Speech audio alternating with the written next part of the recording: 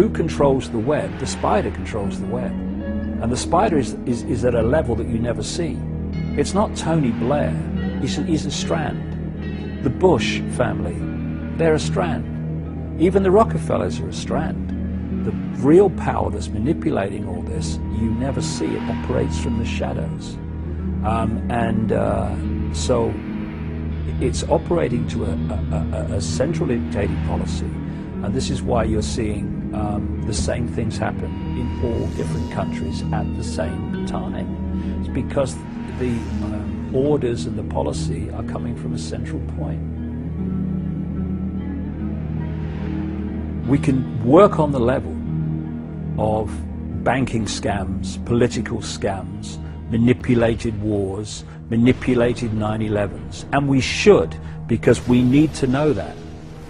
But if that's all we're doing in terms of communicating knowledge, then basically we're operating in a cycle of this is the problem, but how the hell do we get out of this? We will never know how to set ourselves free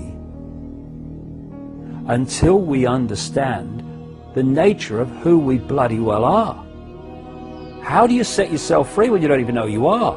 How do you set yourself free when you don't even know the nature of reality that you're living in and manifesting and making happen without your knowledge that you're making it happen? You can't. So alongside the information about the 5 sense level of this conspiracy, if you like, we have to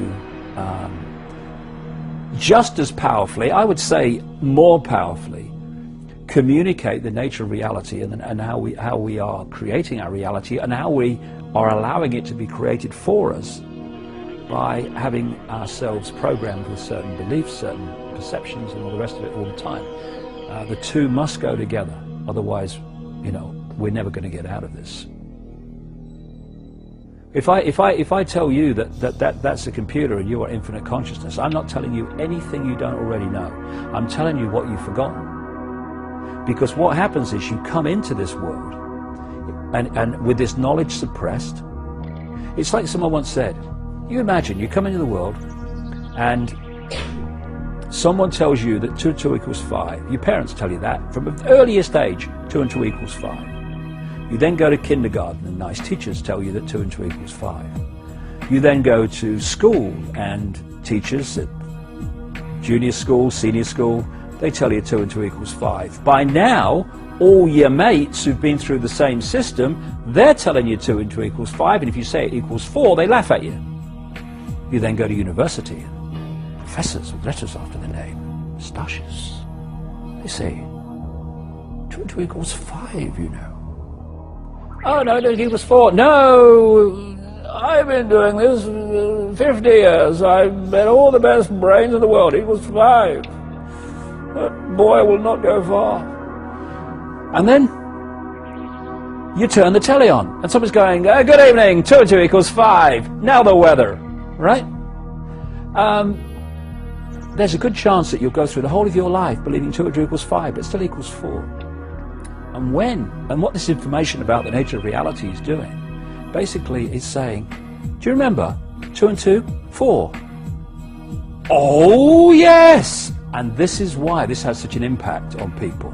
When they hear it, something goes, this is true. This is true, because they're remembering it. We are in a world in which the vast majority of the population is in an amnesic state. They are in a hypnotic trance because they have been implanted with false information about themselves and the world ever since they arrived.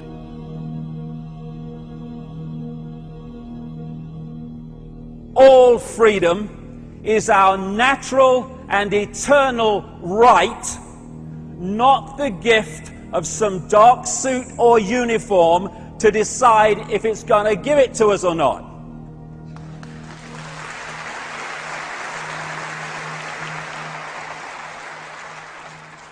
And so this is also not a day for being intimidated and frightened by this big brother crap. and all these goons in uniform who seek to impose someone else's will upon us. It's just about exposing the way they're seeking to enslave us so we can see the game and therefore not play it. In fact, my attitude to Big Brother can be summed up thus.